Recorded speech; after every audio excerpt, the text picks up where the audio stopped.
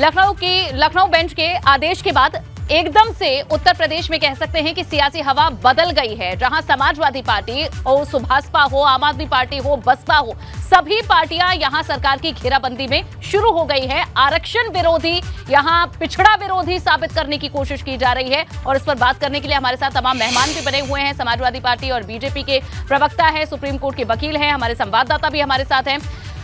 संजय जी, मैं आपसे समझना चाहती हूं कि जिस तरह से एक नया प्रचार यहां विपक्षी पार्टियों का शुरू हो गया है, किस तरह से पार्टी और सरकार आगे बढ़ेगी अब इस मुद्दे पर? कैसे आप यकीन दिलाएंगे कि आप पिछड़ा विरोधी नहीं हैं, जो प्रचारित करने की कोशिश की जा रही है पार्टियों के द्वारा?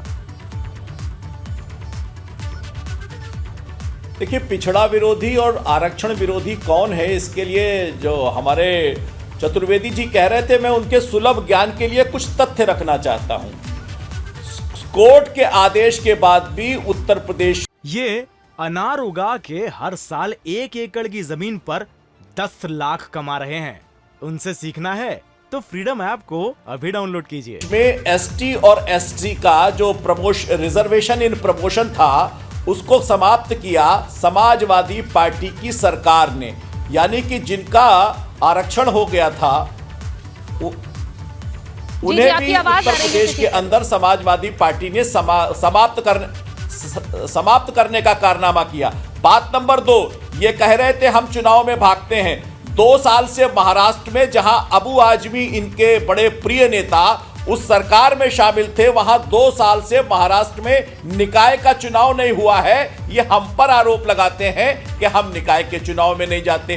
बात नंबर 3, पिछड़ों को आरक्षण देने के लिए जिसका निर्णय सेंट्रल गवर्नमेंट से होता है, इसके लिए विधानसभा में पास करने का नाटक अखिलेश यादव करते हैं। बात नंबर 4, वास्तव में ये पिछड़ों के आरक्षण के नाम पर अपने और परिवार के आधार पर परिवार के सदस्यों को यादव, केवल और केवल पिछड़ों में यादवों को रिजर्वेशन खाने का काम करते हैं। आशीष जी, 4 पॉइंट गिरा दिए हैं संजय जी ने, जो अपनी तरफ से साबित करने की कोशिश कर रहे हैं कि सपा है आरक्षण विरोधी। आप बताएं सबसे पहले कि आपकी क्या रणनीति है, आगे क्या करने वाली है समाजवादी पार्टी इस मुद्दे पर? और अगर चाहें तो जो फैक्ट्स यहाँ दिए हैं या फिर जो पॉइंट्स रखे हैं संजय जी ने, उस पर भी बयान दें, अपना जवाब दें।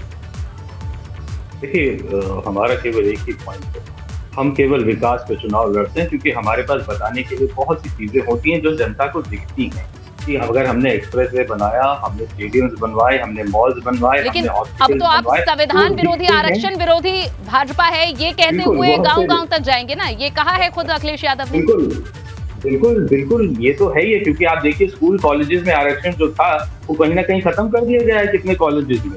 आप छात्रों की जो फीस है उसको इतना बढ़ाते चले जा रहे हैं, इतना कर दिया कई जगह पे आपने। आजमगढ़ में भाई को लड़ाएंगे और मैनपुरी में अपनी पत्नी को लड़ाएंगे। ज्यादा नहीं है, आप एक लाइन में अपनी बात पूरी कर दीजिए आशीष जी। जिनको याद आती है मैं वही कह रहा हूँ कि भारतीय जनता पार्टी अभी देखिए क्यों हार गई, सिवाय गुजरात को छोड़ के पूरी जगह चुनाव हुआ। चलिए, गुजरात पर नहीं रहेंगे, निकाय चुनाव पर रहेंगे। बस एक आखिरी कमेंट आशीष जी मैं आपसे लेना चाहती हूँ। सुभासपा हो, समाजवादी पार्टी हो, सभी पार्टियां आप कह रही हैं कि जरूरत पड़ी तो सुप्रीम कोर्ट हम भी जाएंगे।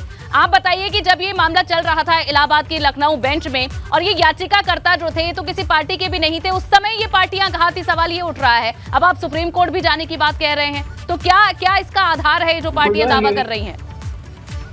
देखिए, मैं राजनीतिक वाद विवाद में नहीं पढ़ूंगा, लेकिन द फैक्ट रिमेन्स कि चूंकि ओरिजिनल डिसीजन सुप्रीम कोर्ट का था, तो इलाहाबाद हाई कोर्ट के सामने कोई एक जुडिशियल स्कोप नहीं था इस बात पर कि स्टेट गवर्नमेंट को कोई वो लिबर्टी दे सकते। तो डिसीजन जो भी इलाहाबाद हाई कोर्ट का रहा वो सुप्रीम कोर्ट की कॉन्स्टिट्यूशनल बेंच के डिसीजन के अकॉर्डिंग ही रहा। अब उसमें कोई रिलैक्सेशन चाहिए टाइम के रिगार्डिंग या रिजर्वेशन के रिगार्डिंग, ये रिलैक्सेशन केवल सुप्रीम कोर्ट दे सकता है, और हर पार्टी को अधिकार है वहां पर जाने का। डिसीजन सुप्रीम कोर्ट को करना होगा कि उनको अलाउ करते हैं। समय यही खत्म हो चुका है। आप सभी मेहमानों का बहुत बहुत शुक्रिया हमारे साथ इस चर्चा में भाग लेने के लिए और अपनी बातें इस मंच से रखने के लिए, हमारी जनता तक, हमारे दर्शकों तक अपनी बात पहुंचाने के लिए। तो अब देखना होगा कि इस फैसले के बाद किस तरह से हवा बदली है और इसका असर कहां दिखता है, क्योंकि जैसा हम जानते हैं ओबीसी एक ऐसा तबका है जिसके बिना, कहते हैं जहां ये तबका जाए उत्तर प्रदेश में उसी की सरकार बन जाती है। किसके साथ ये तबका जाएगा, इस मुद्दे को विपक्ष कितना भुना पाएगा और सरकार कैसे बच निकलेगी इस मुद्दे पर, ये देखना होगा। ये अनार उगा के हर साल 1 एकड़ की जमीन पर 10 लाख कमा रहे हैं। उनसे सीखना है तो फ्रीडम ऐप को अभी डाउनलोड कीजिए।